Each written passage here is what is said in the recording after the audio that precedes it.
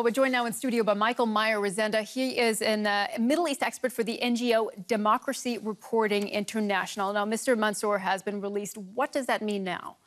Well, it means that he should be able to leave the country. His detention was quite questionable in the first place because the case had very strong political overtones. And according to German law, this decision now means that he can go. What does this case, what kind of implications does it have for the relationship between Germany and Egypt?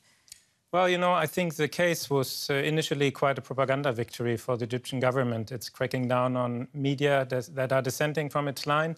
And this had to be seen in that context. And they could say, well, look, even the German justice system confirms somehow our assumption. And friends in Cairo told me that the state media are reporting the case in this way. The release, of course, changes the picture now and shows that, you know, the German system views this case a bit differently. What implications are there for other journalists who are working in the Arab world or in Egypt itself?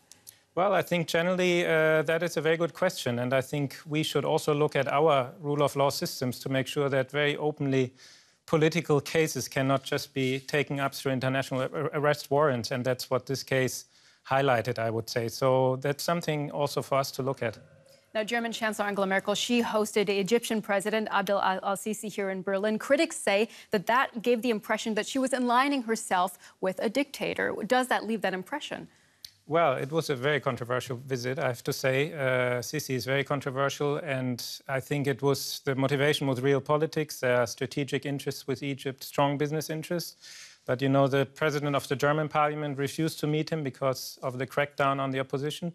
And I would agree with that decision of the president of the German parliament, Mr. Lammert, that in this situation you shouldn't meet Mr. Sisi.